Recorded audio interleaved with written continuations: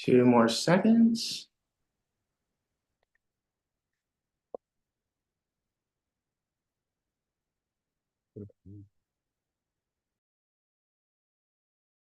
Seconds. Okay, we're live. Public Advocate, we'll turn it over to you. And thanks again, everyone, for joining. We do have a few tenants on the line as well who are going to speak after the Public Advocate, and then we'll take questions from reporters. Feel free to drop your questions in the chat or the Q&A box. You can raise your hand or email us at press@advocate.nyc.gov, and we'll take on topic first, followed by off topic. But with that, we'll turn it over to you. All right, can you hear me, William? Loud and clear. Oh, thank you so much. Peace and blessings, love and light to everyone. Good morning. Thank you for joining us. I'm glad to be joining you, and also really glad to be doing this from outside a building as we usually would. As you know, today is the coldest day of the year so far, the coldest day of the winter so far. We're facing colder temperatures than we've seen in several years. And while this extreme cold temperature are difficult for all of us, for tenants in the worst buildings owned by the worst landlords in our city, they can be really dangerous or even deadly. When I was in the city council, I was proud to have worked on legislation to help set minimum temperatures during heat season. Landlords are required to keep indoor temperatures at 68 degrees or higher between 6 a.m. and 10 p.m. and at 62 degrees or higher at night from October to May. That isn't merely about comfort, it's about safety. The risks associated with sustained time in freezing cold apartments are very, very real. Seniors, infants, people with chronic cardiovascular or lung conditions, people using alcohol or substances, and people with cognitive impairments such as dementia, serious mental illness, or developmental disabilities are at increased risk. Please, New Yorkers who can hear me, check in on any of your families or neighbors who fit these categories. I want to take a moment now to let tenants know that if they are having heat or issues of compliance with the law, they can report them to 311. They can also reach out to my office. And as we have seen years ago in Twin Parks, potentially mere days ago in Allerton, desperate tenants often turn to unsafe heating devices to stay warm, with the resulting fires destroying buildings and lives.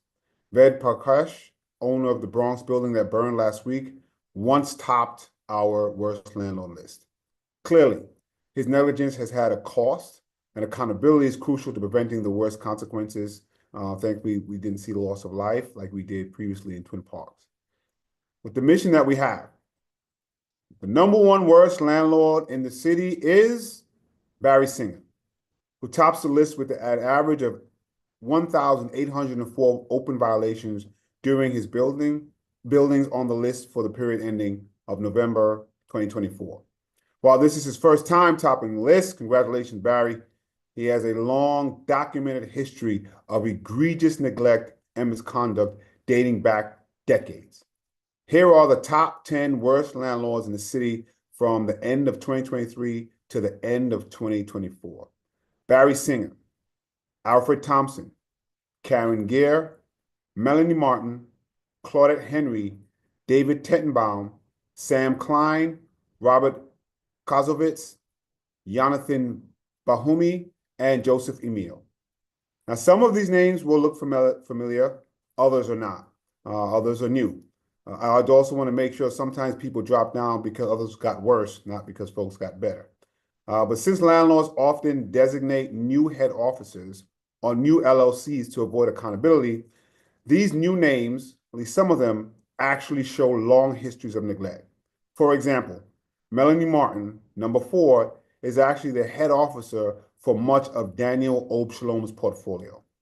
Much like last year's #1 on the list, Jonathan Santana was at that time. Last year's worst landlord, Obshalom, has been incarcerated twice since the 2023 list was released, and as you can see, is still on our list. I want to focus again on the lack of heat that plagues so many tenants and is represented across so much of this list. At Barry Singer's worst building, 620 East 178th Street in the Bronx, there were nearly 40 heat outage complaints to HPD during last year's heat season alone. Heat and hot water violations account for 1/4 of violations at the site in the last 3 years. That's 40 times tenants were left freezing as buildings were left neglected. Over the 8 months of the heat season, included in this year's list, Singer received 121 heat and hot water complaints over his 7 buildings on the list. In the same period, there were a total of 832 heat and hot water complaints at the buildings on the list owned by the 10 worst landlords in the city.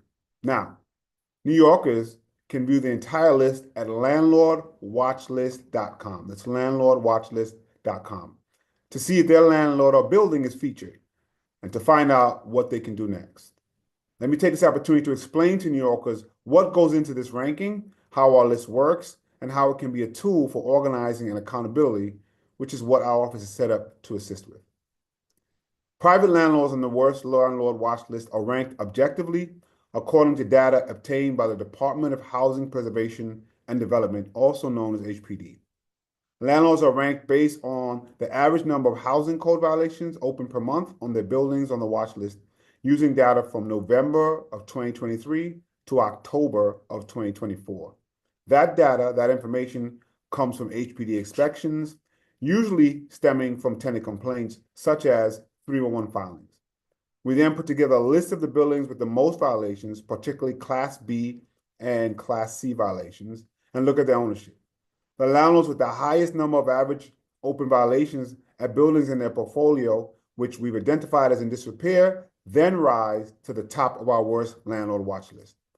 Watch list methodology relies on calculating the average of open violations per unit.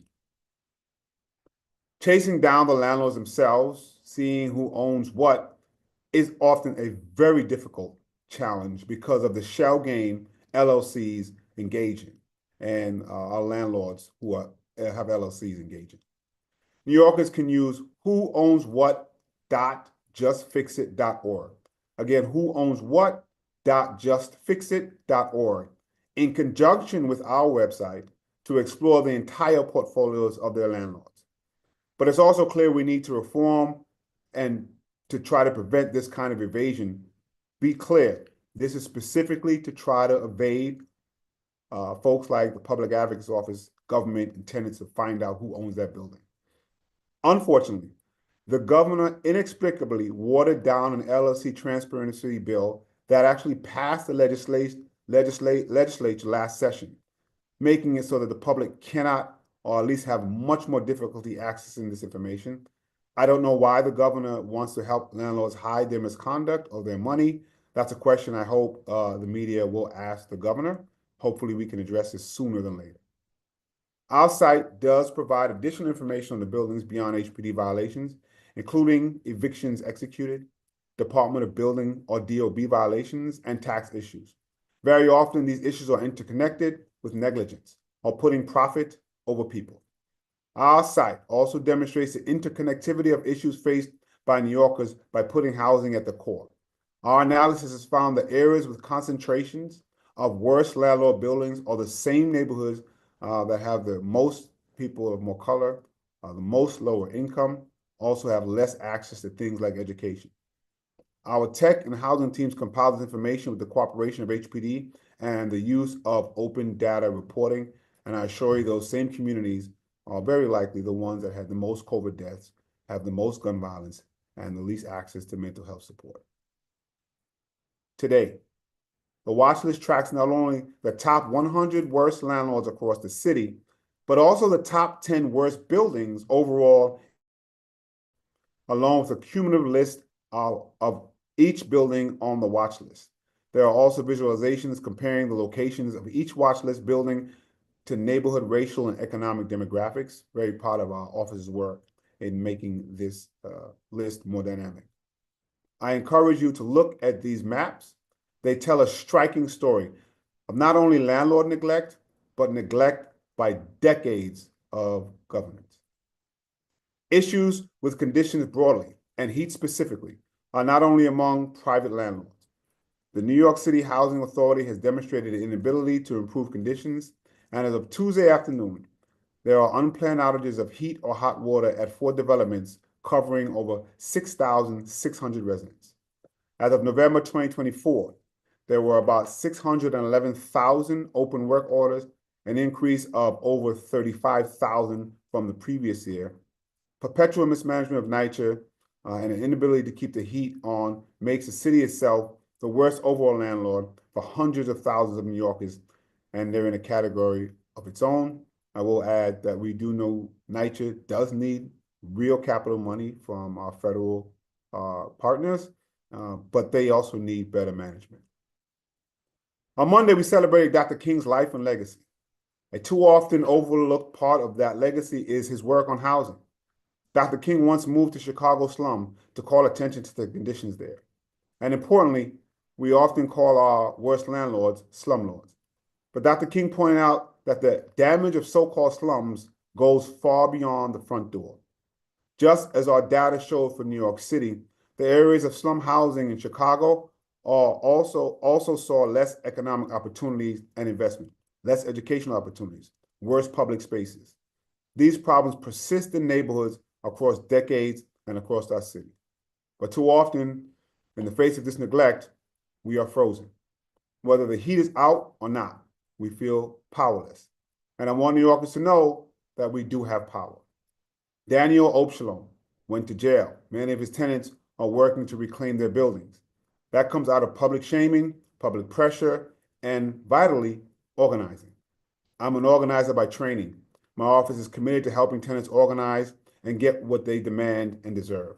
The Watchlist is a tool meant to inspire tenant organizing. We cannot sit frozen any longer. We need to get moving. So I want to take this moment to hear from some of the organizers doing that work and to make it hot for the landlords that have left us out in the cold.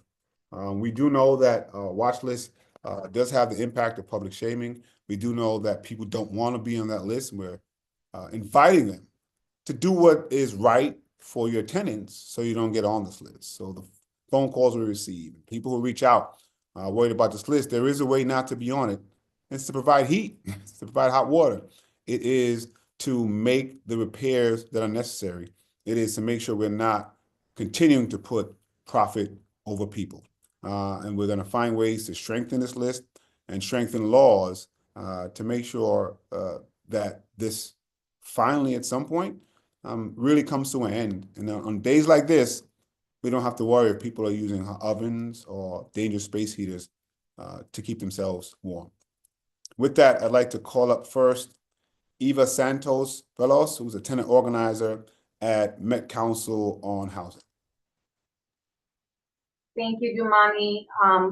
I think, as you mentioned, this forced landlord list just gives the tenant the power to continue organizing, to continue to see that, yeah, this landlord will be held accountable if they call 311 for having no heat, if they continue to make this report in order to be holding these landlords accountable. We have Olga Camille here from 705. That is an example of what this worst landlord list has done to their tenant association to be able to build their tenant power and be able to hold Daniel Opshalom accountable. We know that there's much more to be done. We know we are waiting and making sure that the transfer of ownership happens, but they have been able to get so much far ahead from when they were 5 years ago. They didn't have a super in the building at all. They didn't have no organization. They didn't have no support from the city. And now they're able to see, thanks to the worst landlords list and putting the pressure to the landlord in the public eye, how important it is to organize and come together and continue to build laws and policies that hold the landlords accountable. And when they're not providing any heat, for example, just on Christmas Day, even after Opshalom has been in the list for 3 years, he kept both buildings without no heat, and it's an ongoing issue regardless of him being in the public eye. So I think it's extremely important to continue to build policies and make them stronger in order to continue to hold them accountable. Because yes, the list makes them make that steps easier, but it's not enough in order for them to feel like they need to make sure that the tenants are no longer neglected. And I thank the public advocate and his office for creating the list that makes the tenants know and understand that they have the support. And the public advocate office will always stand in front of their tenants' rights before anything. Thank you so much, Eva, and thank you, Olga, for allowing us to come into your apartment for a little while. And I do want to thank HPD and the commissioner for the actions they took, and the admin for the action they took on Daniel Obshalom. Hopefully, they'll take more actions like that even sooner when it comes to some of the worst landlords. Next, we're going to have Mark Nantantawan, organizer from Housing Conservation Coordinators. Hi, everyone. Good afternoon. As a tenant organizer at Housing Conservation Coordinators, I've worked with tenants of Daniel Obe Shalom over the past several years across multiple buildings in Hell's Kitchen and the Upper West Side. And they've been through a lot over these past years. Deprivation of heating in their homes and hot water, gas outages, cockroaches, rats, mold, deteriorating apartments, and crumbling buildings. But, more fundamentally than that, homes which felt unsafe and insecure and which failed to meet their basic needs under a landlord which obviously, blatantly, didn't care for their basic welfare. Conditions have improved in some buildings due to residents taking action and our city jumping in to support them. And for that, we are extremely grateful. But some tenants are still texting and calling me in this new year to complain about rats and mold, fridges and stoves and other appliances that aren't working, supers that aren't fulfilling basic repair requests, and so on. Every time we go to the press, we talk about how outrageous all of this is. Daniel Ohab Shalom has been a shady landlord for decades. You can find articles about him dating back to 2005. But nobody held him accountable for the longest time. He's been to Rikers Island twice now, which is definitely a fair measure of justice that's been taken. But he's still allowed to keep his buildings and continue operating as a landlord, as we just saw under the name Melanie Martin.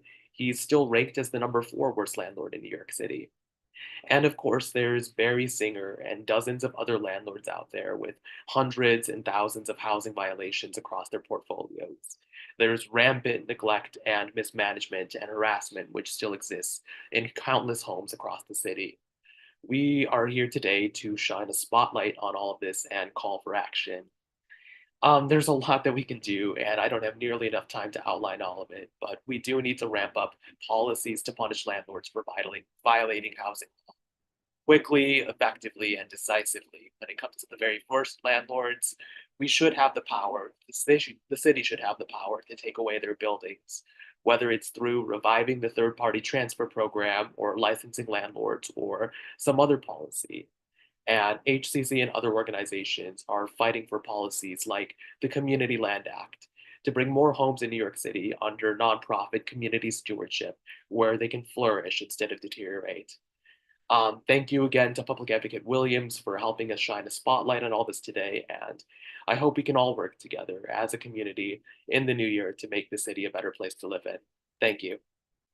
Thank you very much, Mark. Really appreciate it. Next, we're going to go to Anna B from, is Anna B ready?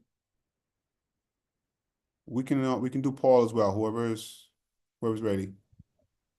Hi, this is Paul Epstein.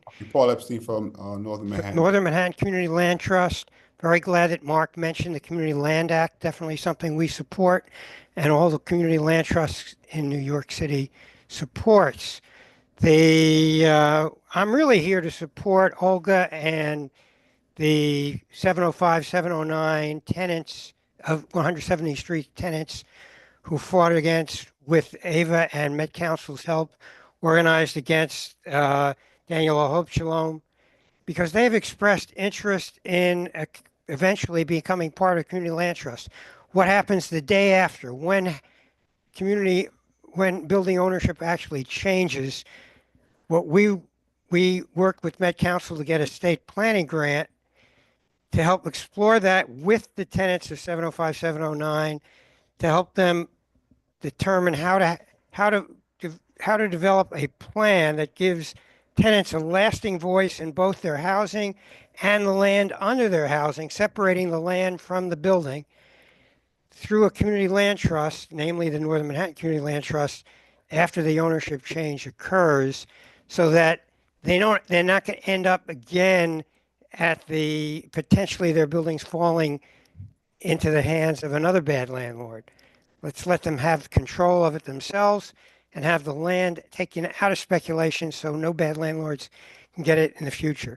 And I'll leave it at that. Just mainly want to be here to support those courageous tenants of 705, 709, 170th Street. Thank you so much. Much appreciated. And I think Ms. Anna B is off now. Is she still here? Okay. Have sorry. lost the other tenants, but if they join, I'll bring them back in. At this time, though, we can, for reporters who joined us in the Zoom, feel free to raise your hand if there are any questions. You can also drop them in the chat or email us at press@advocate.nyc.gov. The website, like the public advocate said, is live with the latest data. And for folks who are requesting the deck presentation that was shown during the Zoom, we can email that to you as well. But any questions now, feel free to, again, raise your hand, drop them in the chat or the Q&A box, and we'll give it just another moment.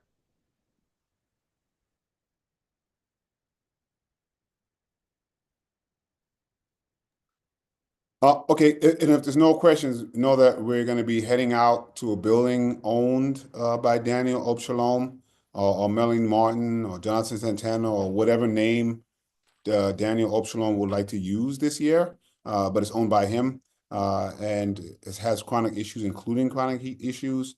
And so we hope folks will join us and really put a spotlight on shaming what's been occurring. And as folks know, every year we do this Worst Landlord watch list. We hope what it does is have the impact of making tenants' lives better. That does happen. We want it to happen a lot more. It should not be this easy for people to put profit over people, to make money while people are literally freezing, endangering themselves, trying to be to get heat to their families, or to live in a place that's habitable for human beings. The last elections have shown us how important affordability is and the things that people actually care about.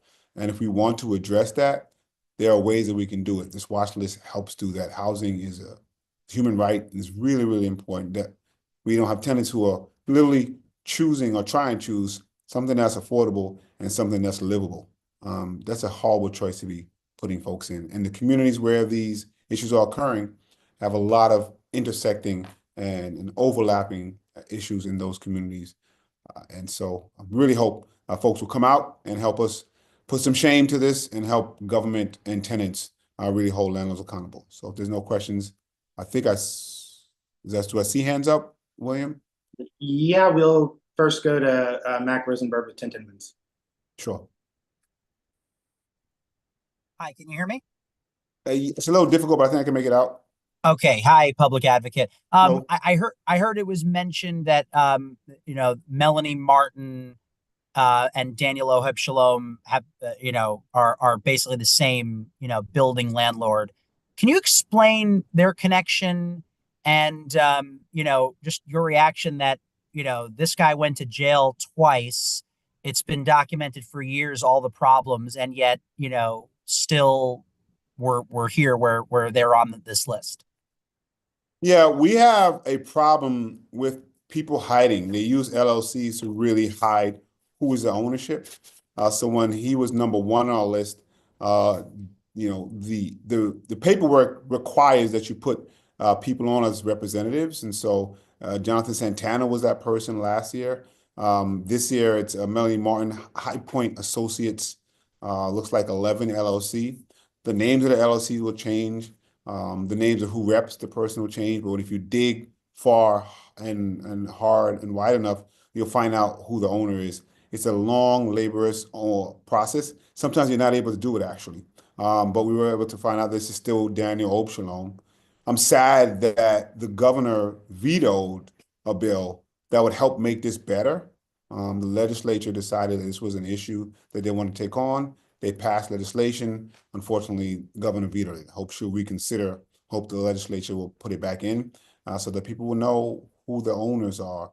You know, arrested twice. He's getting building taken from him. And I guess that's why he dropped from number 1 to number 4. But he's still on the top 10. So we need to have some of these things happen a lot quicker. And I know these buildings should be taken from him a lot quicker as well. I'm sorry. The bill was severely watered down, not vetoed completely. So that's, I want to make sure I correct that. And why she would water it down, I'm not sure. But we need a strong version of the bill, not the one that was watered down. Thank you. Up next, we have Vanessa Murdoch with CBS.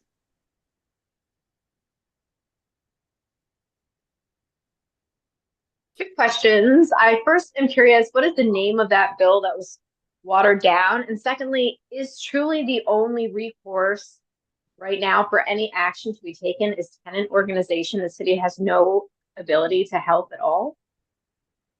So we'll get you the name of the bill. The part that was most watered down is that the public doesn't have access to the info. And that's who we need to have access to the info. So we'll get you the name of the bill that was watered down. I think it's called the LLC Transparency Act. Okay, thanks. You're welcome. I think there's a lot of things the city can be doing.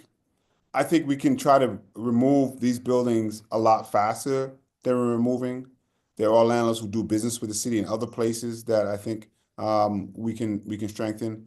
We've put some bills in place in the city council we're trying to get passed to strengthen. So we are things that we do think there are things that they can be doing. We're just not doing it. And until we make it uncomfortable and less profitable for our landlords to do this, then they're going to keep doing it. We literally have an owner who went to jail twice, has buildings is being taken from him, and he only drops from number 1 to number 4. And so what is it going to take to get him off the list? It means we have to continue to apply pressure. And to your question, yes, it feels like the tenants, they're left without a lot of recourse, and that's the blame of government. And so we're using the powers that we have in the office to help aid in the one thing they can do, which is organize and continue to put pressure. And these list helps them do that, along with the media who pushes this stuff out. Thankfully, we've seen it have impact with the Opshalom buildings, but we need a lot more. And so it is disappointing, the lack of resources that tenants have had in the past years to get these things fixed. Thank you. Up next, I see Luis Nunez with NBC.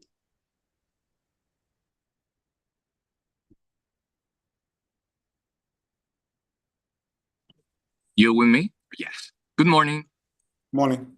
Good morning, Public Advocate. Luis Nunez with Telemundo 47. Just a quick question. What's your recommendation for people that are planning to rent in the future? What is the best way for our community to get informed before of trying to sign a contract with any of these properties that have so many problems? I think one of the best things that folks can do is look at websites like the worstlandlordlist.com and the who owns it, justfixit.org. Looking at websites like that to see if your landlord's on these lists would be helpful.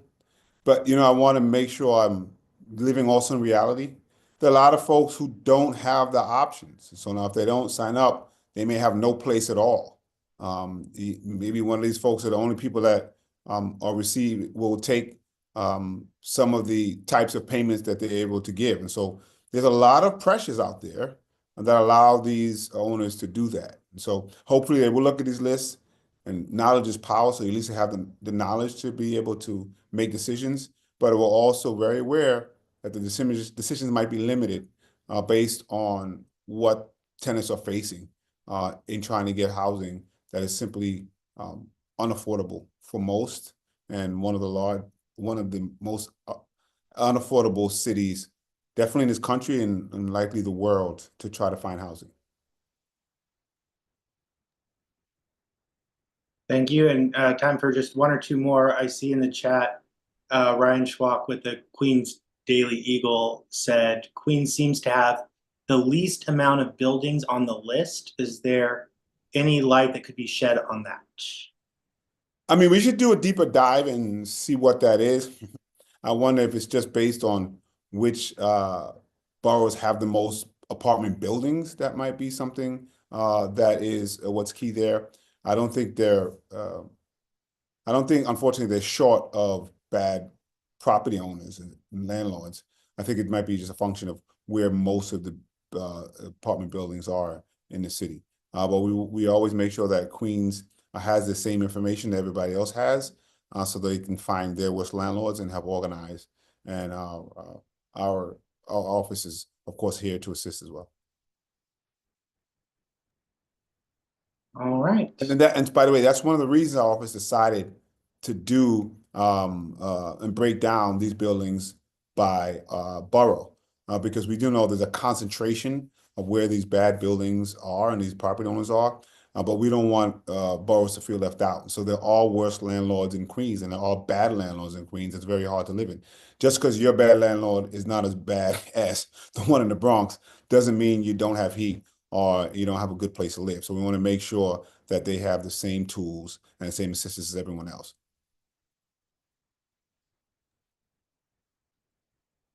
Thank you. And with that, I don't see any other questions. As the public advocate said, we'll be doing a site visit of one of the buildings that are on our worst landlord list this year at 1:30. And reporters who are interested in touring with us, you can email us at press@advocate.nyc.gov for those details. But with that, I think we can wrap. Peace and bless everybody. Thank you.